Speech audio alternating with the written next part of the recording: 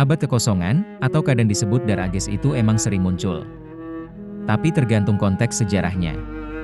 Ada dua makna besar yang biasa orang maksud.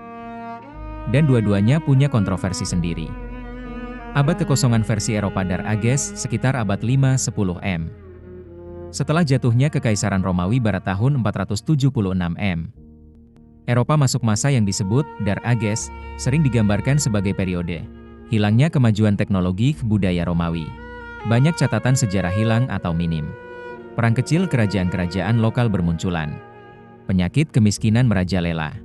Tapi, istilah Dar Ages ini sekarang udah banyak ditinggalkan oleh sejarawan modern karena dianggap menyesatkan. Faktanya, banyak perkembangan penting juga waktu itu. Terutama di dunia Islam, Bizantium, dan bahkan di beberapa wilayah Eropa sendiri. Contoh, kebangkitan monastik, penyalinan naskah kuno, dan lain-lain.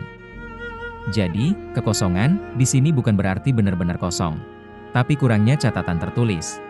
Perubahan politik besar bikin masa itu gelap dari perspektif sejarawan Eropa zaman kemudian. Abad kekosongan versi Phantom Time Hypothesis, teori konspirasi. Nah, ini versi yang lebih nyeleneh, tapi sering viral di komunitas misteri. Seorang sejarawan Jerman, Heribert Illig, pada 1990-an ngusulin teori bahwa sekitar 297 tahun antara 614-911 M itu sebenarnya tidak pernah terjadi. Menurut dia, Kaisar Otto III, Paus Sylvester II, dan Kaisar Bizantium sengaja menambahkan waktu fiktif ke kalender buat bikin Otto kelihatan memerintah di tahun 1000. Kalau teori ini benar, berarti Charlemagne itu tokoh fiktif atau hidup di masa lain. Tahun 2025 sekarang sebenarnya adalah sekitar tahun 1728. Tapi, teori ini tidak diakui ilmiah. Banyak bukti arkeologi, bangunan, catatan astronomi, dokumen dari dunia Islam Tiongkok, membuktikan masa itu memang ada. Abad kekosongan dalam konteks Nusantara, dunia Islam. Beberapa penulis juga pakai istilah ini buat masa transisi di wilayah tertentu. Misalnya, masa antara runtuhnya kerajaan besar, munculnya kerajaan baru. Contoh, antara Sriwijaya melemah, Majapahit naik.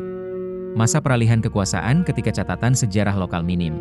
Jadi bukan berarti dunia berhenti, tapi lebih ke minim sumber tertulis atau kekacauan politik. Intinya, abad kekosongan, versi sejarah klasik ada, tapi bukan benar-benar kosong.